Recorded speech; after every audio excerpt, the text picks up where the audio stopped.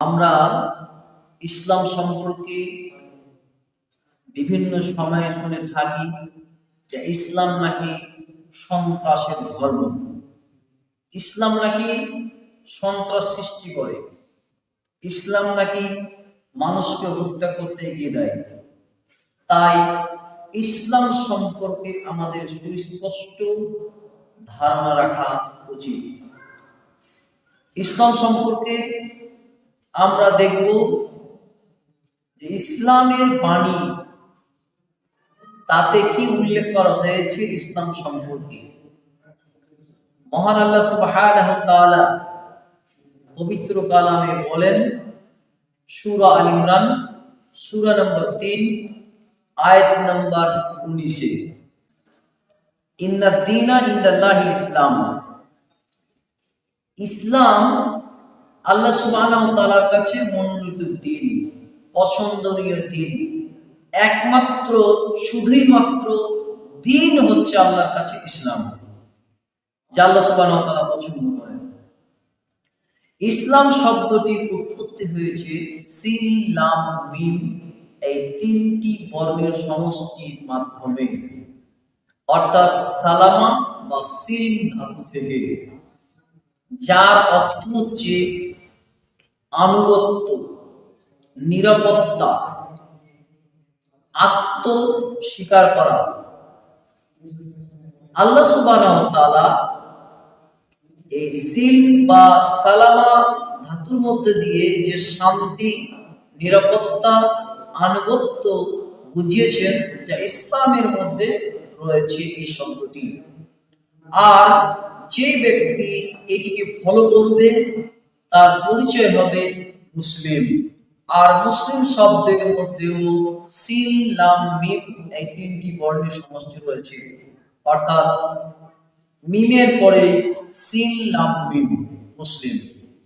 আর যে ব্যক্তি ইসলামকে মেনে নেবে, অর্থাৎ নিরাপত্তা, শান্তি ও আনুগত্যের মধ্য দিয়ে, তিনি হবেন মুসলিম।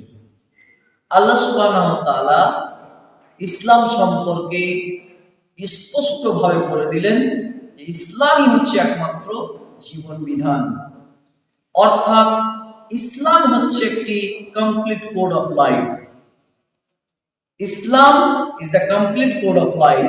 ইসলাম হচ্ছে পূর্ণাঙ্গ একটি জীবন বিধান। ইসলামের মধ্যে কোন রকমের কমি খামি নেই। ইসলাম যা বলে তা পূর্ণাঙ্গ রূপে বলে।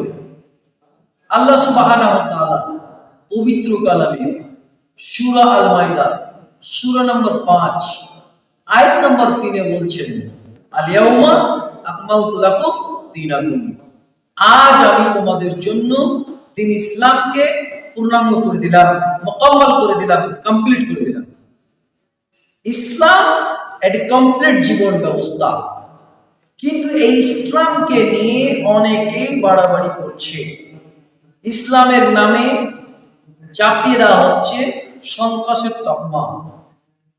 ইসলামকে বলা হচ্ছে সন্ত্রাসের ধর্ম, এনি দা রিলিজিয়ন টেরর।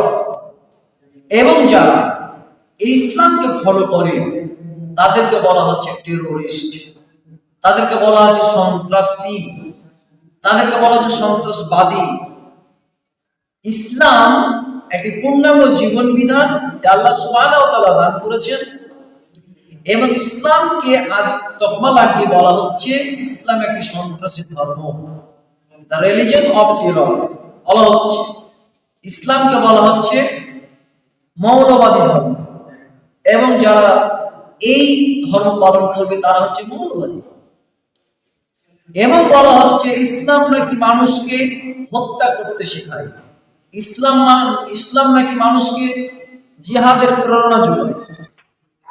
অথচ আল্লাহ সুবহানাহু ওয়া তাআলা পবিত্র কালামে সূরা আল মাইদা সূরা নম্বর 5 আয়াত নম্বর 32 বলছেন, মান কাতালা নাফসান বিগায়রি নাফসিন।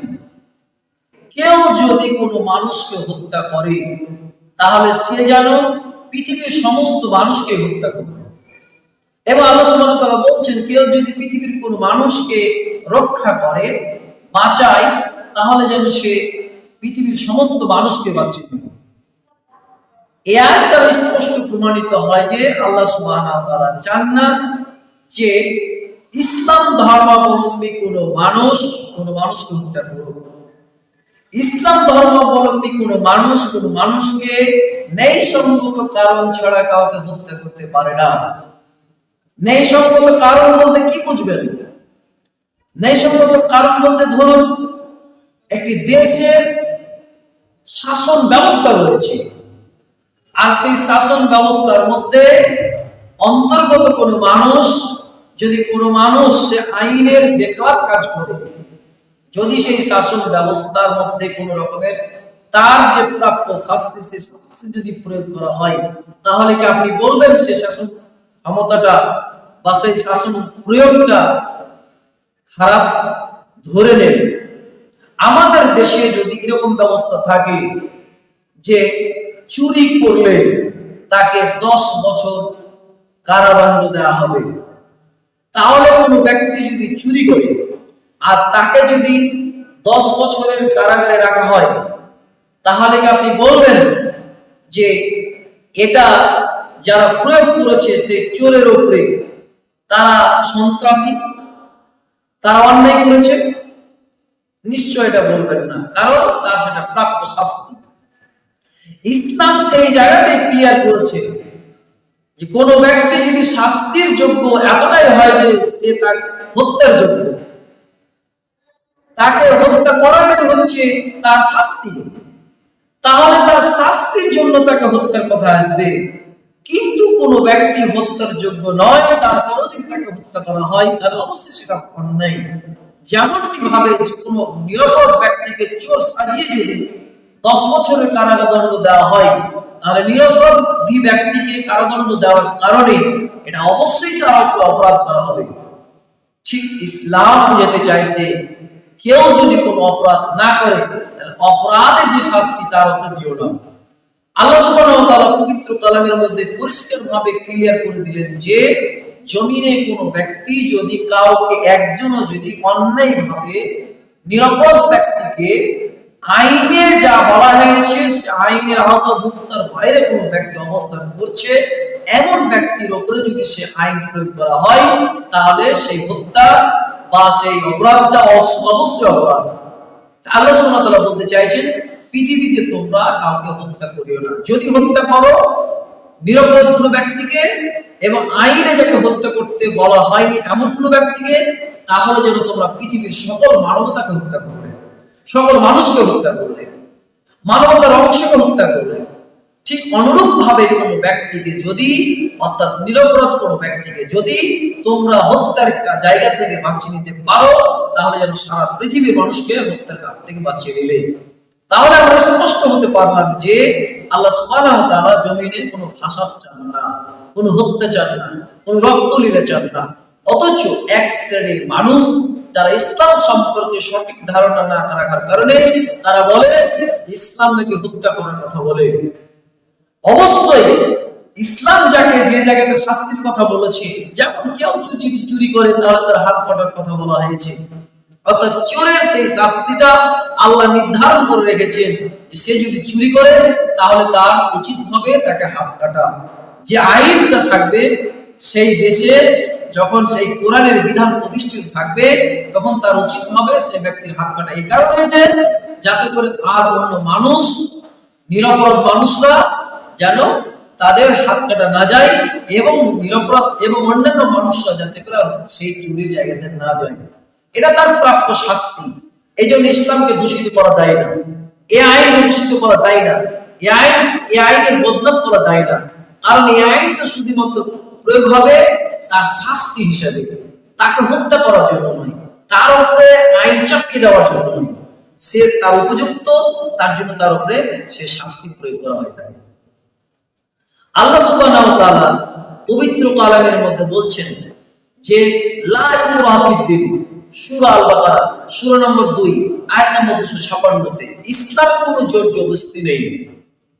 লক্ষ্য করুন ইসলাম সুস্পষ্টভাবে ইসলাম সম্পর্কে কত সুন্দর চমৎকার কথা বলছে। আজকে যে ইসলাম সম্পর্কে এত দুর্নাম, এত বদনাম চড়ানো হচ্ছে, ইসলাম সন্ত্রাসের ধর্ম, ইসলাম নাকি অন্যায়ভাবে জিহাদ করার কথা বলে, ইসলাম নাকি মানুষ হত্যার কথা বলে, ইসলাম নাকি মানুষকে লুট করার কথা বলে। এইসব কথা হচ্ছে মিথ্যা, এগুলো হচ্ছে অপরাধযোগ্য কথা।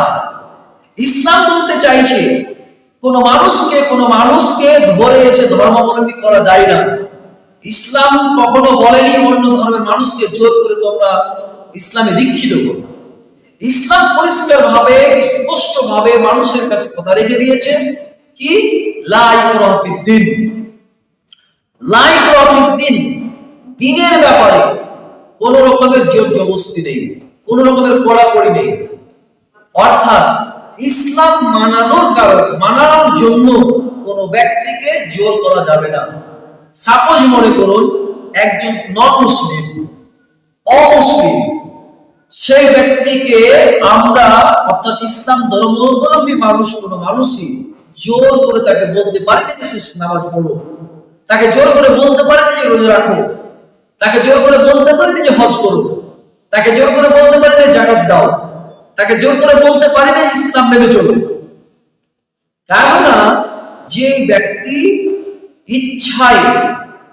ব্যক্তি তার নিজের ইচ্ছায় ইসলামকে না মানতে আসে, ইসলাম ধর্ম না গ্রহণ করে, তার উপরে ইসলাম কখনোই জোর করে না। ইসলাম সুস্পষ্ট ধারণা রাখে যে লা ইকরাহা ফিদ্দীন, ইসলামে কোন রকমের জোর জবরদস্তি নেই। আজকে আমরা বলছি যে অমুসলিমদেরকে ধরে এনে জোর করে কালেমা পড়িয়ে ইসলাম গ্রহণ করে নিচ্ছে, কিন্তু এটা হচ্ছে স্পষ্ট মিথ্যা কথা। ইসলাম কখনো কোনো জায়গায় কোনো মানুষকে জোর জবরদস্তি ইসলাম পালনের জন্য কথা বলে না, এবং ইসলাম মানুষকে জোর জবরদস্তি করার জন্য নিষেধই করেছে। ইসলাম সবসময় মানুষকে কি করেছে, আহ্বান করেছে শান্তির দিকে, সুশৃঙ্খলার দিকে, ডিসিপ্লিনের দিকে, আনুগত্যের দিকে, যাতে করে মানুষ সুস্পষ্ট ভাবে খুব ভালোভাবে দিন যাপন করতে পারে। কারণ ইসলামের ফলোয়াররা সব সময় তাদের প্রাপ্য, তাদের প্রাইজ, তাদের ইনাম আল্লাহ সুবহানাহু ওয়া তাআলার কাছে পাবে এই আশা রাখে। কখনো দুনিয়ার মানুষের কাছে এই আশা রাখে না, এবং দুনিয়ার কোন মানুষের প্ররোচনায় কোন ইসলাম কাজ করতে পারে না। ইসলাম একটা সুস্পষ্ট ধারণা আরো দেয় যে ইসলাম সম্পর্কে, ইসলাম যে কত নিখুঁত, ইসলাম যে কত শান্তির ধর্ম, ইসলাম যে কত শান্তির জীবন ব্যবস্থা। সেই জন্য ইসলাম একটা সুস্পষ্ট ধারণা দিয়েছে।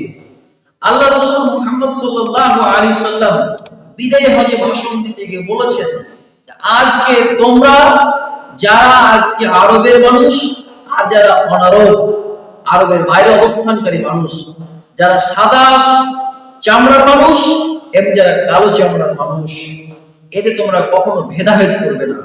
কালো সাদার উপরে কিংবা সাদা কালোর উপরে, ধনী গরিবের উপরে কিংবা গরিব ধনীর উপরে, আরব অনারবের উপরে কিংবা অনারব আরবের উপরে কোনো প্রায়োরিটি নেই। সকল মানুষ আল্লাহর দৃষ্টিতে সমান। তাই তো আল্লাহ সুবহানাহু ওয়া তাআলা সমস্ত মানুষের জন্যই প্রতিদিন সূর্যকে পূর্ব দিগন্তে উদিত করে দিয়ে সারা পৃথিবীর মানুষকে তিনি আলো দেন।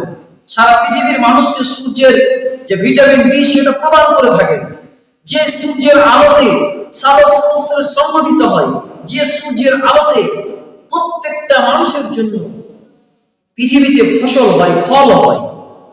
আল্লাহ সুবহানাহু ওয়া তাআলা কখনোই মুসলিম এবং নন মুসলিম ভাগ করেন না।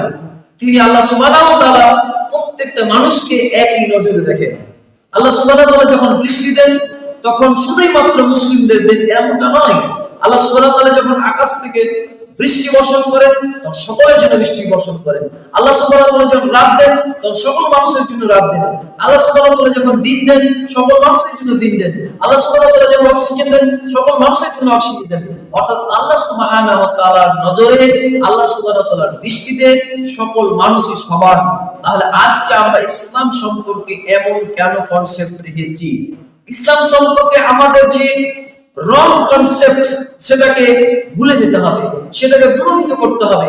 ইসলাম এমন একটা কনসেপ্ট দিয়েছে মানুষকে, সকল মানবতার জন্য একই বিধান, সকল মানবতার জন্য স্রষ্টা আল্লাহ সুবহানাহু ওয়া তাআলা একই বিধান দিয়েছেন, যে বিধান সম্পর্কে আমরা জানি যে সেই বিধানে কোনো রকম সন্দেহের অবকাশ নেই। এই বিধানটি তথা আল কোরআন, যে কোরআন সম্পর্কে আল্লাহ সুবহানাহু ওয়া তাআলা পবিত্র কালামের সূরা আল বাকারা সূরা নম্বর 2 আয়াত নম্বর 2 এ বলছেন, দালিকাল কিতাব লা রাইবা ফি, এটা হচ্ছে এমন কিতাব যে কিতাবের মধ্যে কোনো সন্দেহ নেই। আর এই কিতাবটি হচ্ছে আল্লাহ সুবহানাহু ওয়া তাআলা পবিত্র কালামে বলছেন সূরা আল বাকারা সূরা নম্বর 2 আয়াত নম্বর 185 এর মধ্যে আল্লাহ সুবহানাহু ওয়া তাআলা বলেন, শাহরুর রমাদান আল্লাযী উনজিলা ফীহিল কুরআন হুদাল লিন-নাস। আল্লাহ সুবহানাহু ওয়া তাআলা বলছেন, আমি এই কোরআনকে নাযিল করেছি রমজান মাসে, আর এই কোরআনটা হচ্ছে হুদাল লিন-নাস, সমস্ত মানুষের হেদায়েতের জন্য। এই কোরআন থেকে সমস্ত মানুষ হেদায়েত নিতে পারে, এখানে পার্টিকুলারলি কোন মুসলিমের কথা বলা হয়নি। এই কোরআন থেকে নন মুসলিম তথা জৈন হিন্দু খ্রিস্টান ইহুদি নাসারা যত ধর্মাবলম্বী মানুষ রয়েছে সমস্ত মানুষই এখান থেকে হেদায়েত নিতে পারে, তার জন্য কোনো ব্যারিকেড নেই, কোনো বাউন্ড নেই। ইসলাম কত চমৎকার কথা বলে। ইসলাম আমরা মনে করি কোরআনটা শুধু মুসলমানদের জন্য, না, ইসলাম সুস্পষ্ট ভাবে প্রমাণ করে দেয় যে ইসলামের বাণী তথা আল কোরআন হচ্ছে সমস্ত মানুষের জন্য হেদায়েতের জন্য। তাই কোনো মানুষ যদি এই হেদায়েত পেতে চায়, কোনো মানুষ যদি এখান থেকে লাভবান হতে চায়, তাহলে সে কোরআন পড়তে পারে, কোরআন নিতে পারে। তাই আমরা এখান থেকে স্পষ্ট করতে পারি যে ইসলাম কোনো সন্ত্রাসের ধর্ম নয়। ইসলাম কোনো মানুষকে জোর জবরদস্তি করে ইসলামের মধ্যে দীক্ষিত করতে পারে না। ইসলাম স্পষ্ট করে দেয় যে এটা হচ্ছে পূর্ণাঙ্গ একটা কমপ্লিট কোড অফ লাইফ, পূর্ণাঙ্গ জীবন ব্যবস্থা। এখান থেকে প্রত্যেকটা মানুষই হেদায়েত নিতে পারে, এই কথা ইসলাম স্পষ্ট ভাবে বলে দেয়। ইভেন ইসলাম মানুষকে হত্যা করার ব্যাপারে একটা স্পষ্ট ধারণা দিয়ে দেয়, যে ইসলামে একবার স্পষ্ট ধারণা দিয়ে দেওয়া হয়েছে যেন কেউ পৃথিবীতে কোনো মানুষকে অন্যায়ভাবে হত্যা না করে, অন্যায়ভাবে রক্তের বন্যা না বইয়ে দেয়, অন্যায় ভাবে মানুষকে যেন কেটে না দেয়, মেরে না দেয়, মানুষকে হত্যা না করে দেয়। এটা স্পষ্ট ভাবে ইসলাম পরিষ্কার করে দিয়েছে। তারপরেও ইসলামকে কেউ যদি সন্ত্রাসের ধর্ম বলে, তাহলে তার দেখতে হবে তার ইসলাম সম্পর্কে স্টাডি কতটা রয়েছে। নিশ্চয়ই সে ইসলামকে এবং ইসলামের অনুসারীকে সে দুর্বল করার জন্য এই কথাগুলো বলে। তাই ইসলাম কখনোই এটা সহ্য করে না। এমনকি আখির পয়গম্বর মুহাম্মদ রাসূলুল্লাহ সাল্লাল্লাহু আলাইহি ওয়াসাল্লাম বলেছেন যে কাল কিয়ামতের দিন, অর্থাৎ আমাদের যে পুনরুত্থান ঘটবে, যেদিন হিসাব নিকাশ হবে, সেই হিসাব নিকাশের দিনে একজন বান্দার যে আরেকজন বান্দার যে হক, এই হকের ব্যাপারে যখন আল্লাহ সুবহানাহু ওয়া তাআলা হিসাব নিকাশ শুরু করবেন, তার প্রথম হিসাবটাই হবে সেটা হচ্ছে খুনের হিসাব, যে সে কোনো মানবতাকে হত্যা করেছে কিনা। যদি সে হত্যা করে আসে তাহলে তার প্রথম হিসাব হবে, তার প্রথম আদালতে তার বিচার হবে যে সে কেন কোনো মানুষকে হত্যা করবে। এই কথাটি উল্লেখ করা হয়েছে তিরমিজি শরীফের হাদিস নম্বর হচ্ছে 1409। আমরা এই হাদিস থেকে স্পষ্ট হয়ে গেলাম যে আল্লাহ নবী মুহাম্মদ সাল্লাল্লাহু আলাইহি ওয়াসাল্লাম বলছেন যে কিয়ামতের দিন প্রথম খুনির আদালতে পেশ করা হবে। অর্থাৎ পৃথিবীতে মানুষকে যাতে হত্যা না করে, এই ভয় যাতে মানুষের মধ্যে থাকে যে তার হিসাবটাই প্রথম নেওয়া হবে। সে যদি সেই হিসাব অনুযায়ী সে পাকড়াও পড়ে যায়, তাহলে তার মুকদ্দমায় আল্লাহ সুবহানাহু ওয়া তাআলার আদালতে তার বিচার ফায়সালা হবে এবং তার সেই প্রাপ্য শাস্তি পাবে। ধরুন একজন মানুষ যদি পৃথিবীতে 10 জনকে 15 জনকে 20 জনকে হাজার জনকে হত্যা করে, তাহলে পৃথিবীর মানুষ যদি তাকে তার শাস্তি হিসেবে দেয় ফাঁসি, তাহলে সে একবারই হত্যা হলো। কিন্তু হাজার মানুষকে সে হত্যা করেছে, ততটা পরিমাণ তার হত্যা হলো না, বা ততটা পর্যন্ত তার ফাঁসি দেওয়া হলো না। তাই তো কিয়ামতের দিন তার হিসাব হবে যে যত হাজার মানুষকে সে কষ্ট দিয়ে মেরেছে, সমস্ত মানুষের প্রাপ্য যে হত্যার যে প্রাপ্য, সেই প্রাপ্য অনুযায়ী তার সেই শাস্তি দেওয়া হবে। অর্থাৎ বারবার তাকে হত্যা করা হবে, বারবার তাকে ফাঁসিতে ঝুলানো হবে। এই জন্য ইসলাম স্পষ্ট করে দেয় যে যাতে করে পৃথিবীতে কোনো মানুষ ফিতনা ফাসাদ না সৃষ্টি করে, জোর জবরদস্তি না করে, সন্ত্রাসী কোনো কর্মের সঙ্গে যুক্ত না হয়, এটা স্পষ্টভাবে ইসলাম তুলে ধরে। তাই ইসলাম বলতে চাইছে যে আরব অনারব, কালো সাদা, ধনী গরিব কারো কোনো ফারাক নাই, প্রত্যেকেই হচ্ছেন আল্লাহর সৃষ্টি মানুষ। আল্লাহ সুবহানাহু ওয়া তাআলা প্রত্যেককেই ডাক দিয়ে বলছেন সূরা নিসা কোরআনের 4 নম্বর সূরার প্রথম আয়াত আল্লাহ সুবহানাহু ওয়া তাআলা বলছেন ইয়া আইয়ুহান নাস উবুদু রাব্বাকুম আল্লাযী খালাকাকুম মিন নাফসিন ওয়াহিদা। আল্লাহ সুবহানাহু ওয়া তাআলা কিন্তু মুমিনদেরকে এখানে শুধুমাত্র ডাক দিয়ে বলেননি, ডাক দিয়ে বলেছেন পুরো মানব জাতিকে যে হে মানব জাতি, তোমাকে আমি একটি মাত্র দেহ থেকে সৃষ্টি করেছি। ইয়া আইয়ুহান নাস উবুদু রাব্বাকুম আল্লাযী খালাকাকুম মিন নাফসিন ওয়াহিদা। আমি একটা মাত্র নফস থেকে তোমাকে সৃষ্টি করেছি। আমরা যদি লক্ষ্য করি তাহলে দেখতে পাবো আমাদের প্রত্যেকেরই মা হচ্ছেন মা হাওয়া আলাইহিস সালাম, যিনি হচ্ছেন আদম আলাইহিস সালামের স্ত্রী, আর আমাদের প্রত্যেকেরই পিতা হচ্ছেন আদম আলাইহিস সালাম। অর্থাৎ আমরা সেই আদম এবং হাওয়ার প্রত্যেকটা মানুষের সন্তান। সেজন্য আল্লাহ সুবহানাহু ওয়া তাআলা বলছেন প্রত্যেক মানুষই হচ্ছে তোমরা আদম এবং হাওয়ার সন্তান। সেহেতু একটা জায়গা থেকে তোমাদেরকে সৃষ্টি করা হয়েছে, একটা দেহ থেকে সৃষ্টি করা হয়েছে। সুতরাং প্রত্যেকটা মানুষেরই আপন আপন সুন্দর সুন্দর ব্যবহার দেওয়া উচিত। ইসলাম এটাই শিক্ষা দেয়। তাই ইসলাম কখনো সন্ত্রাসের ধর্ম হতে পারে না। ইসলাম একটা শান্তিপূর্ণ ধর্ম, ইসলাম একটা হচ্ছে শান্তিপূর্ণ জীবন ব্যবস্থা। Islam is the complete code of life. তাই আসুন আমরা ইসলাম সম্পর্কে আরো ভালোভাবে স্টাডি করি, ইসলামকে বুঝি, ইসলামকে জানি এবং ইসলামকে মানার চেষ্টা করি।